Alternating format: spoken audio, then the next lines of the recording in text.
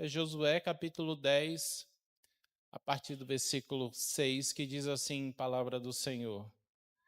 Os homens de Gibeon mandaram dizer a Josué no arraial de Gilgal: Não retires as tuas mãos de teus servos, sobe apressadamente a nós e livra-nos e ajuda-nos, pois todos os reis dos amorreus que habitam nas montanhas se ajuntaram contra nós. Então subiu Josué de Gilgal, ele e toda a gente de guerra com ele e todos os valentes. Disse o Senhor a Josué: Não temas, porque nas tuas mãos os entreguei. Nenhum deles te poderá resistir. Josué lhes sobreveio de repente, porque toda a noite veio subindo desde Gilgal.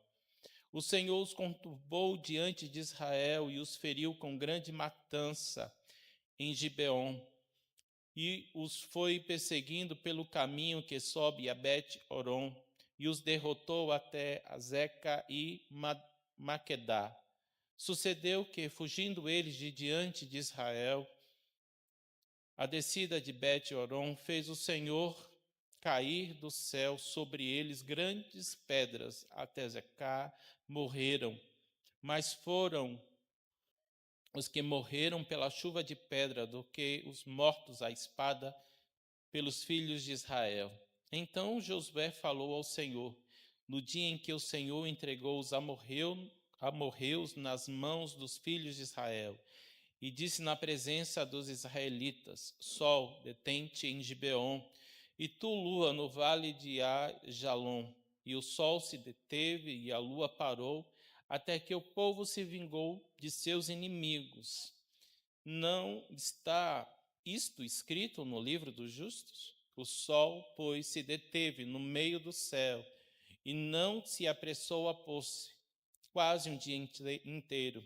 Não houve dia semelhante a esse, nem antes, nem depois dele, tendo o Senhor, assim, atendido à voz de um homem, porque o Senhor pelejava por Israel. Voltou Josué, e todo Israel com ele, ao arraial, a Gilgal. Que Deus nos abençoe, irmãos. Amém?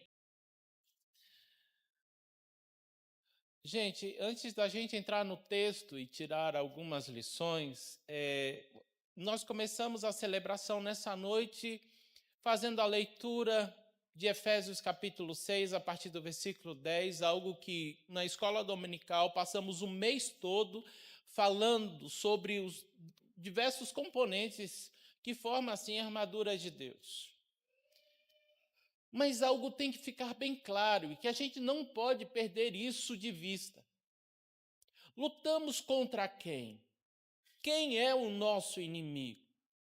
Será que o meu inimigo é a minha sogra, é a minha esposa, é o meu patrão, é o meu vizinho? Quem é o inimigo?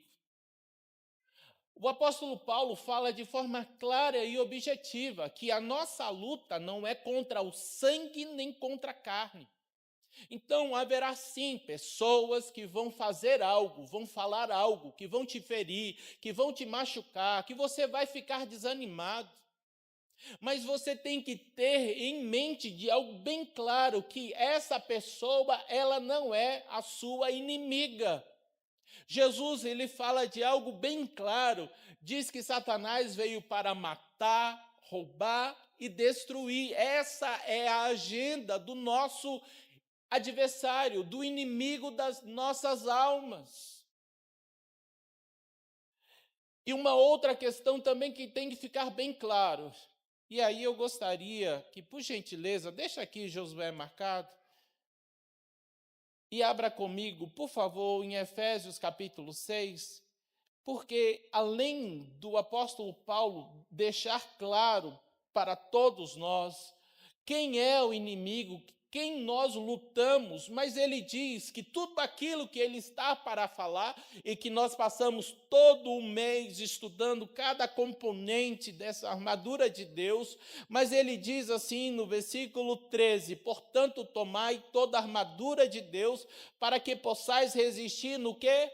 No dia mau. E aqui não é uma praga de pastor, não é isso, até porque crente não acredita nisso, mas o dia mau chega para todos. Não sei se você está vivendo, está passando uma fase da vida, vivendo o seu dia mau. Espero que não. Mas mais cedo ou mais tarde, ou hoje ou amanhã, você vai viver o dia mau. E que dia mau é esse? É um dia de 24 horas? Pode ser. Mas pode ser de uma semana, pode ser de um mês, pode ser de um ano ou anos. Mas todo o objetivo que o apóstolo Paulo está falando, olhe, fiquem fortalecidos no Senhor e na força do seu poder, que a sua luta, que a sua batalha não é contra o homem, mas sim contra um adversário que tem uma agenda bem clara, que vai fazer de tudo para destruir a sua vida, para matar a sua vida ou alguém da sua casa, para roubar a paz. Você tem que ter consciência, porque você vai ter que enfrentar o dia mau. E o dia mau chega para todos. E por que eu estou falando tudo isso? Porque hoje nós terminamos essa série de mensagens falando sobre batalhas. A vida é cheia delas. Porque uma batalha, em outras palavras, ou na perspectiva do Novo Testamento, é o dia mau. É quando nós somos testados, é quando nós somos provados. É quando nós nos deparamos diante de uma circunstância. É quando nós somos atacados por sentimentos e por pensamentos. É uma batalha que acontece aqui dentro. E como nós vimos hoje pela manhã, a luta começa aqui, antes de ser travado no exterior, nos nossos relacionamentos, no dia a dia, começa sendo travado aqui, na mente.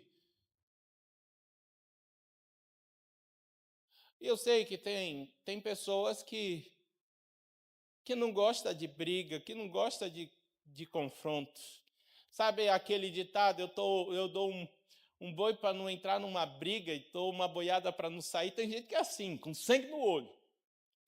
Mas tem gente que dá uma boiada também para não entrar, faz de tudo para não entrar. Não ver o dia mal como algo bom ou positivo, pelo contrário, não ver a luta ou o gigante que tem que encarar e enfrentar como algo bom ou positivo, não, quer fugir disso. Mas não dá para fugir. Não tem como correr, não tem como escapar. E aí a gente não tem outra alternativa a não ser fortalecer no Senhor, se revestir de toda a armadura de Deus e enfrentar o que está posto diante de nós. Não baseado na nossa força, mas em um nome do Senhor. Falo tudo isso, e aí voltando agora para o texto, porque esse livro, Josué, esse homem tem uma missão. A missão que ele recebe da parte de Deus é ser um líder, ser um substituto de Moisés. Josué é levantado por Deus e ele recebe uma missão de conquistar aquela terra. Aquela terra é a terra prometida. Deus o levanta com essa missão. Deus dá uma ordem específica para Josué, dizendo: olhe, você não deve fazer aliança com ninguém, nenhum povo dessa terra. Mas, se você volta um pouco no capítulo 9, aí eu te aconselho ao longo da semana, dar uma lida, uma estudada, você vai ver que no capítulo 9 tem um povo, os Gebeonitas, eles fazem uma estratégia e eles acabam enganando Josué. Eles se vestem como gente que vem de muito longe, que quer fazer uma aliança, porque ouviu falar sobre o Deus de Israel e quer servir a esse Deus de Israel. Em todo o capítulo 9, você percebe que em nenhum momento, e que Josué é um homem temente a Deus, mas em nenhum momento ele pede direção da parte de Deus, discernimento para aquela situação, e ele faz uma aliança com aquele povo. Depois que ele faz uma aliança, ele descobre que eles foram enganados, que esse povo aqui não é um povo longe, distante, mas era um povo ali daquela terra, que Deus tinha dito que eles não poderiam firmar uma aliança. Depois que isso acontece, 5 reis se juntam para guerrear contra esse povo, aqui no início do capítulo 10. E quando esse povo está cercado por esses reis, chega a notícia. E qual é a notícia? Olhe, vocês fizeram uma aliança conosco. E agora nós precisamos de ajuda. Vem socorrer-nos. E Josué, junto com o povo, vai e parte para a guerra, parte para a batalha. Esse é o contexto. E é em cima dessa batalha que eu quero tirar algumas lições para a nossa vida.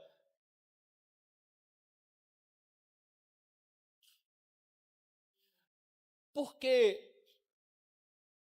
qual a primeira lição que a gente aprende aqui? Por que é importante a gente ter a consciência, ter a visão certa, primeiro, de quem nós lutamos, em que momento essa luta é travada?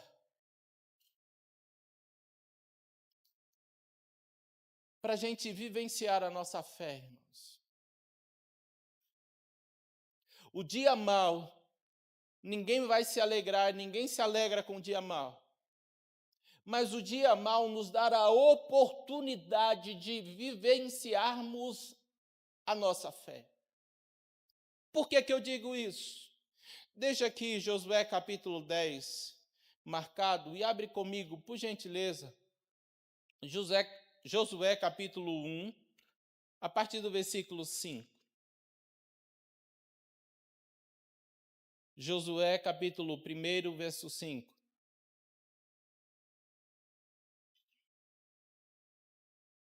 Diz assim, palavra do Senhor: ninguém te poderá resistir todos os dias da tua vida. Como fui com Moisés, assim serei contigo. Não te deixarei, nem te desampararei. Ser forte e corajoso, porque tu farás este povo herdar a terra que, sob juramento, prometi dar aos seus pais. Por que nós estamos lendo esse versículo? O versículo 5, de um modo específico, é uma promessa que Deus fez para Josué. Ninguém te poderá resistir todos os dias da tua vida. E aí ele fala, do mesmo jeito que eu fui com Moisés, eu serei contigo. Uma coisa, irmãos, e a gente tem que ter sim, promessa de Deus para a nossa vida. A gente tem que conhecer e não apenas conhecer. A gente tem que se agarrar nas promessas de Deus. Mas uma coisa é eu conhecer, eu saber o endereço, eu falar uma promessa de Deus. Eu não sei qual a promessa que você tem se agarrado pela fé. Algumas. Tipo, aquele que vem a mim, de maneira nenhuma eu lançarei fora, e nada e nem ninguém a arrebatará das minhas mãos. Eu vivo falando, e vivo pensando, e vivo me agarrando nessa promessa. Outra promessa, eis que estou convosco todos os dias, até a consumação do século.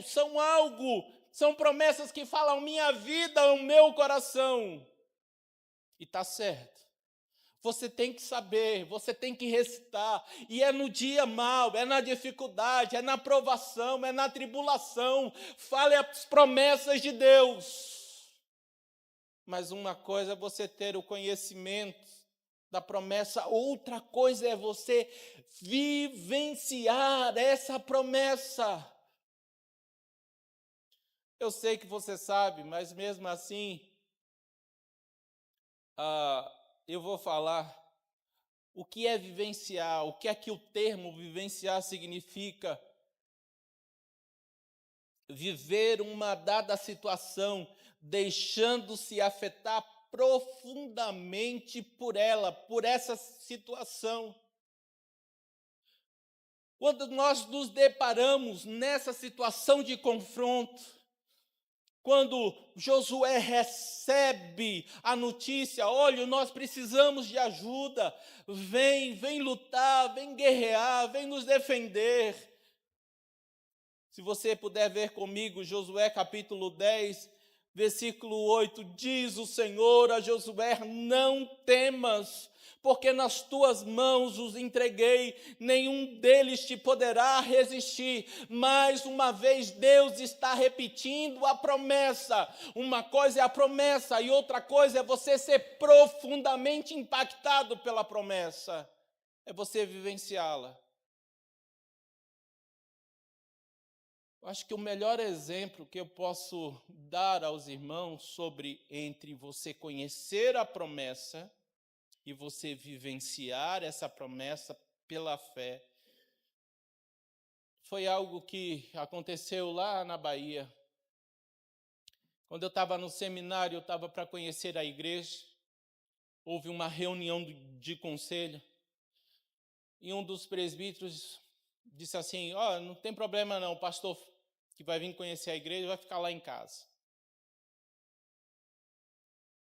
Só que aconteceu um acidente na casa dele. E de última hora eu fui para uma outra casa.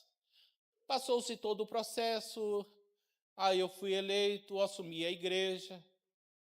E logo depois que eu fui assumir a igreja, eu fui visitar a esposa do presbítero, que eu ia ficar na casa hospedado porque tinha acontecido um acidente. E ela falou comigo, disse assim, pastor, eu quero te pedir perdão. Eu comecei a rir, eu disse, eu mal cheguei, você já está me pedindo perdão? Pastor, pelo seguinte, o senhor ia ficar aqui em casa, e quando meu marido disse que a gente ia te hospedar, eu briguei com ele. Eu disse assim, moço, por que tu fez isso? Eu estou tão cansada, a minha vida não tem sido fácil. Eu queria, esse final de semana, ficar com os pés para cima. Agora eu vou ter que trabalhar, vou ter que fazer comida, vou ter que arrumar casa. E ela reclamou e murmurou. Sabe o que aconteceu? Ela caiu na cozinha, quebrou um pé e deslocou o outro. Literalmente, ela ficou com os 2 pés para cima, 1 mês, em Salvador. Eu não sei dizer para vocês, eu sou ruim dessa questão de quilometragem, mas entre a cidade e Salvador são 6 horas de viagem, daí você tira. E ela ficou lá sozinha, não tinha parente, não tinha ninguém. E ela falou para mim, pastor, foi lá no hospital sozinha, que fez todo o sentido para mim o Salmo 23. O Senhor é meu pastor, porque eu conhecia e sabia até de cabeça, o Senhor é o meu pastor e nada me faltará. Mas foi durante aquele mês que eu ficava sozinho, que meu marido vinha, passava 6 horas viajando, ficava 1 horinha, depois ia embora, 1 vez por semana. E eu tive que ficar durante 1 mês, que eu vim perceber o cuidado de Deus para com a minha vida, que eu vi de fato e de verdade o meu pastor cuidando de mim. Eu pergunto para você, querido, será que nós temos vivenciado a nossa fé? Será que a luta, será que a tribulação, a provação, será que tudo aquilo que eu tenho enfrentado tem me levado a eu vivenciar o que de fato eu tenho aprendido à luz da palavra de Deus? Tem me aproximado mais de Deus? Isso faz toda a diferença, irmãos. A gente tem que buscar na palavra, a gente tem que se aprofundar na palavra, mas a gente tem que vivenciar essa palavra. Eu não sei o tempo, o momento, o contexto em que você está enfrentando ou vivendo. Você pode até andar desanimado, cabisbaixo, pensando que nada dá certo na sua vida. Mas veja por uma outra perspectiva. Que perspectiva é essa de você vivenciar o cuidado de Deus? A promessa que Ele te fez, de você ver essa promessa se concretizando na sua vida.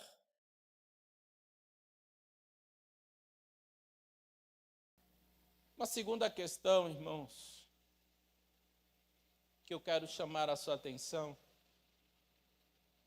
é que ao longo do texto, a batalha ela é travada em dois aspectos.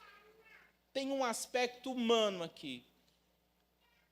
Observe comigo, por gentileza, o versículo 7. Josué, capítulo 10, versículo 7.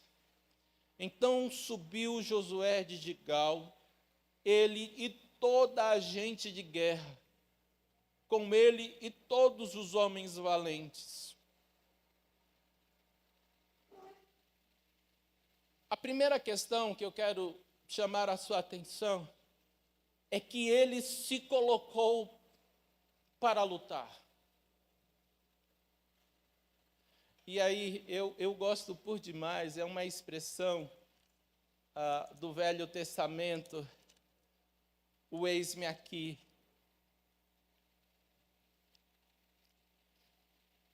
Eu gosto por demais dessa expressão, porque fala de prontidão. Mas se você puder ver comigo, volta mais uma vez para Josué, capítulo 1. Agora nós vamos ler os versículos 1 e a parte inicial do versículo 2.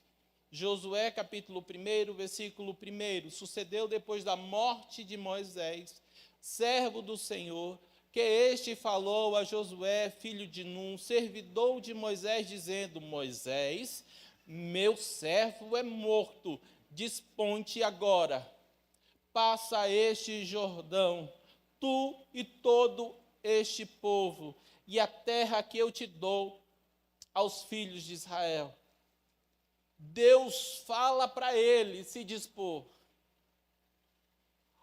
O que a gente observa na vida e na trajetória desse homem, na sua caminhada com Deus pela fé, é a disposição de servir ao Senhor. E que no caso aqui de Josué capítulo 10, de lutar uma guerra, ele tinha assumido um compromisso, ele tinha feito uma aliança com esse povo. Mesmo enganado, mesmo todo errado, ele cumpre com a sua palavra. E aí, querido, não tem como você tentar fugir, correr, se iludir, se enganar. Você pode até tentar, você pode até tentar viver como se não é com você, é com uma outra pessoa, mas tudo isso é engano, tudo isso é ilusão, mais cedo ou mais tarde, ou quando você coloca a sua cabeça para dormir, antes do sono chegar, a realidade está lá. E na perspectiva humana, num primeiro aspecto, esse homem, ele se coloca à disposição para lutar, mas ele não vai de qualquer jeito. Se você voltar comigo para Josué 10, o versículo 7 diz que não apenas ele sobe para Gilgal, ele, toda a gente de guerra, e com ele todos os valentes. Ou seja, tem uma competência aqui. Ele não vai sozinho. E quem vai com ele é gente experiente, é gente que sabe lutar, é gente valente. E aí, queridos, não tem como a gente não parar. Vem cá, e eu tenho feito o quê? Tá, eu estou enfrentando uma determinada situação. Estou numa guerra, estou numa batalha. Eu entendo que a minha batalha não é contra a carne nem contra o sangue, é contra o diabo e seus anjos. É uma batalha espiritual. Eu entendo também que o tempo que eu estou vivendo, numa perspectiva do Novo Testamento, é o dia mau. E aí? E agora? Primeiro, me colocar à disposição para enfrentar essa realidade e não tentar me enganar nem fugir. Segundo, eu tenho que me juntar com gente experiente, com gente que vai lutar junto comigo. Você tem feito isso? Ou você tem medo? Medo de se mostrar, medo de falar, medo de mostrar a sua fraqueza.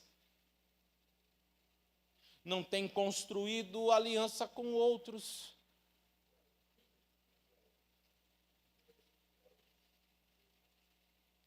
Mas um terceiro e último aspecto nessa batalha, nessa perspectiva humana, dessa batalha que é travada, observe comigo o versículo 9, Josué lhe sobreveio de repente, porque toda a noite veio subindo desde Gilgal. Quando ele aparece com o seu exército, gente valente, gente, homens de guerra, homens que têm competência, gente que se colocou à disposição para travar essa batalha, ele chega de repente. Isso quer dizer o quê? Tem uma estratégia. Observe no versículo 9. Porque toda a noite veio subindo. E vocês sabem qual a distância entre onde ele estava e o campo de batalha? 40 quilômetros. Eles tiveram que andar uma distância de 40 quilômetros à noite para pegar o inimigo de surpresa. Aí eu não sei você, mas a nossa tendência é a gente fala, depois a gente pensa no que falou, não é verdade?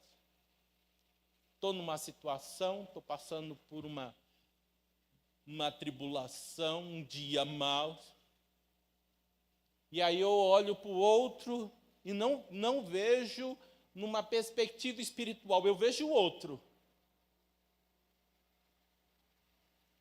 Não entendo que Deus, Ele permite que venhamos a viver o dia mau. Eu atribuo o outro a culpa de eu estar vivendo nessa situação. E aí eu não, em vez de eu lutar com uma estratégia, eu não faço isso. Eu falo e depois eu penso.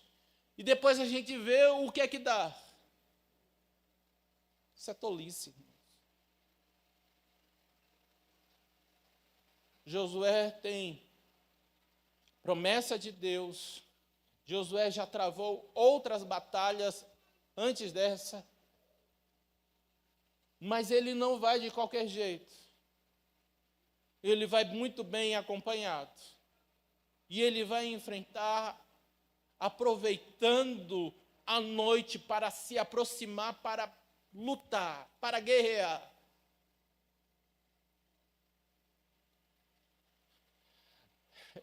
Estou rindo porque estou lembrando do meu pai. Ele vivia falando: filho, cabeça não é só para a gente criar cabelo, os meus caíram. Ou para colocar chapéu, é para pensar. Você tem que usar, você tem que pensar.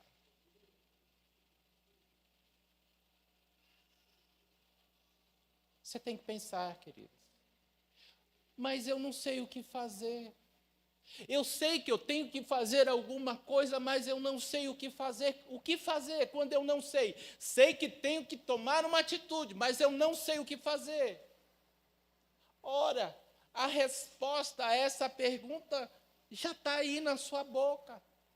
Se você está vivendo numa situação limite, que você entende que tem que fazer alguma coisa, mas você não sabe o que fazer, então não faça, porque você não sabe. Peça a direção de Deus.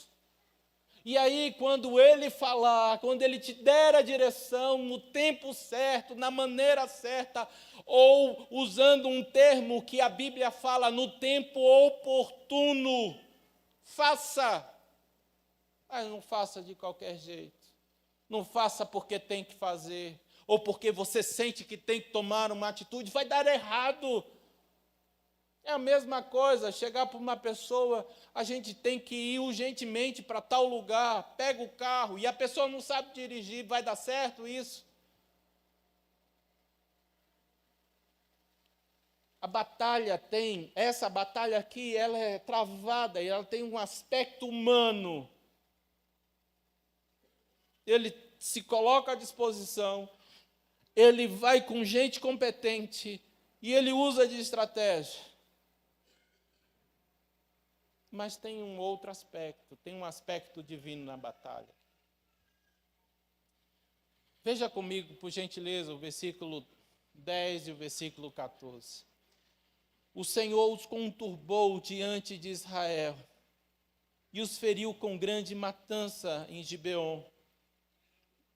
E os foi perseguindo pelo caminho que sobe a Bet-Horon e os derrotou até Zeca e Maquedá. Versículo 14.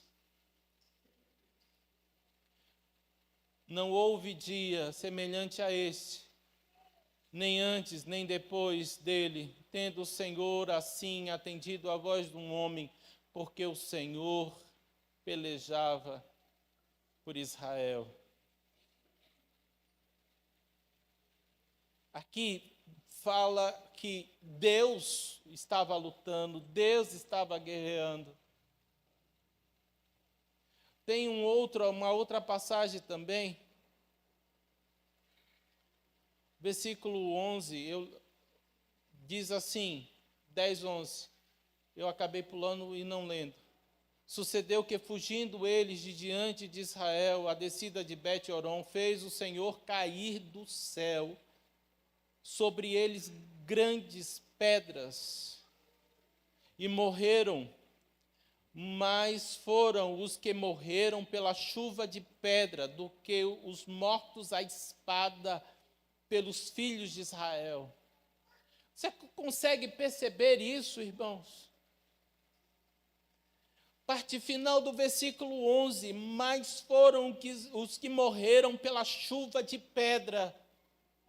Enquanto você está lutando, enquanto você está guerreando, num contexto que você se fortaleceu no Senhor e na força do seu poder, no discernimento certo que a minha e que a sua luta não é contra carne nem sangue, mas contra o diabo e os seus anjos. Num tempo e num momento que Deus permite que venhamos a viver, o qual a Bíblia chama de dia mau, eu tenho que me dispor a travar, a enfrentar, não tem como correr, não tem como fugir, mas ao mesmo tempo que eu estou lutando, Deus está guerreando também.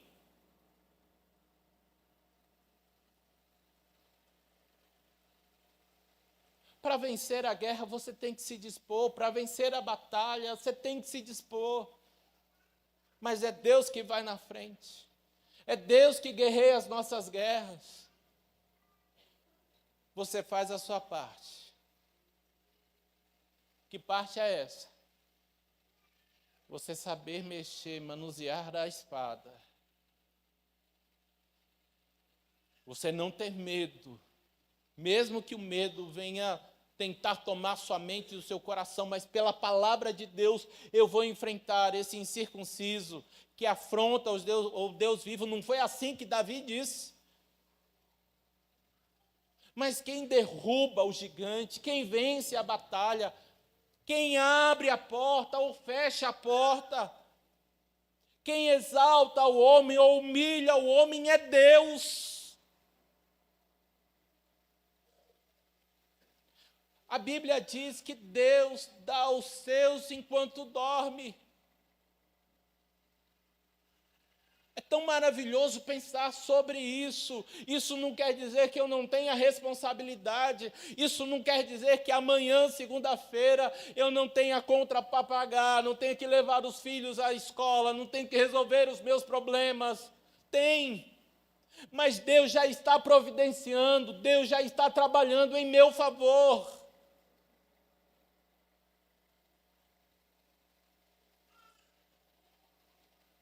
Então, querido, por mais que o seu sentimento, por mais que as palavras, por mais que as pessoas, por mais que a lógica ou a razão diga, não tem jeito, para você não tem saída, perdeu.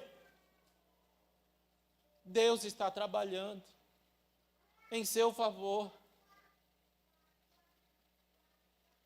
A última lição, queridos, voltando aqui para o texto.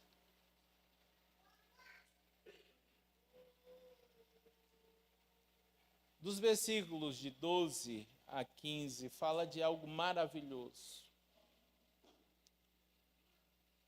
No meio da guerra, da batalha, diz o versículo 12, então Josué falou ao Senhor no dia em que o Senhor entregou os amorreus das mãos dos filhos de Israel, e disse na presença dos israelitas, sol detenha-te em Gibeon, e tu, lua, no vale de Ai-Jalon. E o sol se deteve e a lua parou, que o povo se vingou de seus inimigos. Não está isto escrito no livro dos justos? O sol, pois, se deteve no meio do céu e não se apressou a pôr-se, quase um dia inteiro. O que é maravilhoso aqui, o permitir que eu e você venha enfrentar e viver o dia mau, nos dar a possibilidade da gente ver a manifestação da glória de Deus. É muito comum a gente ouvir, tem até uma música, e não usando a música como uma crítica, orando e pedindo, Deus faz um milagre. Milagre só vai acontecer na vida de uma pessoa que está passando por uma situação difícil, por uma dificuldade. Milagre não vai acontecer na minha ou na sua vida quando está tudo muito bem.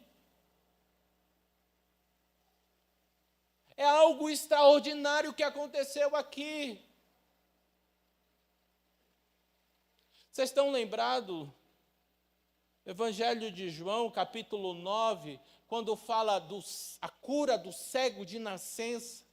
Jesus está entrando na cidade e os discípulos ficam conversando, indagando a Jesus, Senhor, quem pecou para que esse homem nascesse cego? Foi ele ou seus pais? E Jesus fala, nenhum, nem outro. Ele nasceu assim para se manifestar a glória de Deus.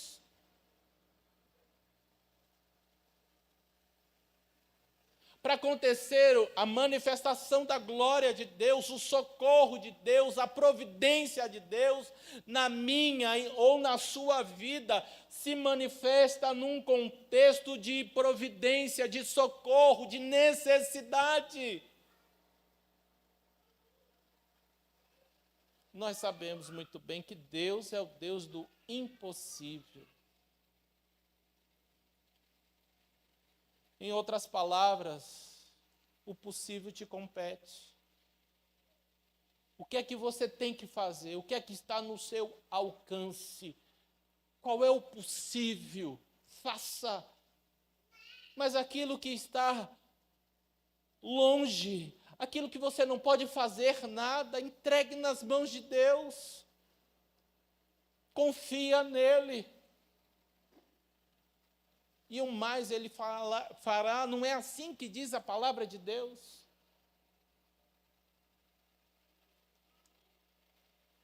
Concluindo, irmãos,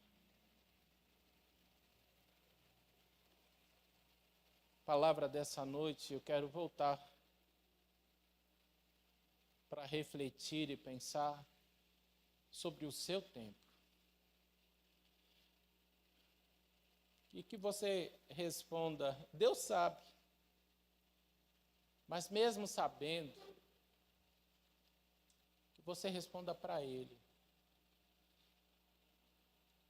Como está a tua vida, irmão? Você acredita que você está vivendo um tempo difícil? Está vivendo uma batalha? Está vivendo um período de confronto? Isso numa perspectiva do Velho Testamento ou na perspectiva, ou a linguagem do Novo Testamento, que o apóstolo Paulo chama de dia mau. Alguém tem te perseguido no trabalho, em casa? Algo que poderia ser, alguém que poderia ser instrumento de Deus para crescimento, para trazer alegria, conforto. Não. É briga, é luta, é separação. Com você, aí dentro, o que a sua razão diz sobre você? Novo demais, velho demais, baixo demais, alto demais, magro demais, gordo demais. Tem te machucado isso?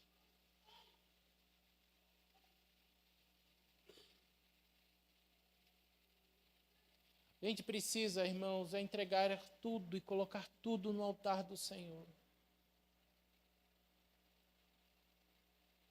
Ter o discernimento certo. O meu inimigo não é o outro, não é o meu irmão, meu marido, minha esposa, minha sogra, meu patrão, meu colega.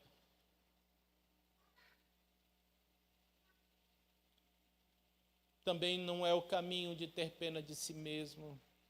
Porque isso aconteceu, olhar para trás, olhar para o passado, por que é que Deus permitiu, e agora eu estou sofrendo as consequências. Não vai mudar o que você já viveu, o tempo que você já viveu.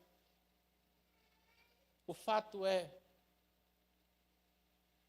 que todos nós, mais cedo ou mais tarde, ou hoje ou amanhã, já enfrentamos, ou estamos passando, ou iremos viver um tempo em que o apóstolo Paulo chama de dia mau. E o dia mau, ele traz para mim e para você a oportunidade de a gente vivenciar essa fé, vivenciar essas palavras, essas promessas de Deus para a nossa vida. E que eu preciso me dispor a vencer isso. Existe uma responsabilidade que é minha. Eu tenho que me juntar com outras pessoas. Gente preparada, gente valente, precisa ter estratégia. Mas entendendo que Deus, Ele guerreia as nossas guerras. Enquanto eu estou aqui na minha limitação, nas minhas fraquezas, lutando, pelejando contra uma determinada situação, Deus está no trono, reinando, lutando e guerreando.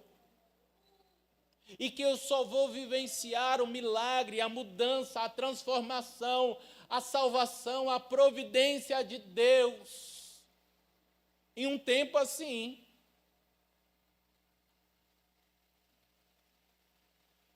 Então a gente tem que parar, confiar e descansar no Senhor. A gente tem que se dispor, porque não dá para fugir. Vamos orar? Queria te convidar a passar alguns instantes em oração silenciosa e à medida que você ouviu essa palavra em algum aspecto, se Deus falou a sua vida e o seu coração, diga a Ele: Deus, eu estou assim. É possível que a gente tenha perdido a visão espiritual dessa batalha. É possível que eu tenha vivido e atribuindo ao outro a culpa de eu estar vivendo assim. Eu não sei, mas Deus sabe. E que Deus te dê discernimento. Que Deus te dê sabedoria, estratégia. Que você venha a lutar no Senhor e na força do seu poder.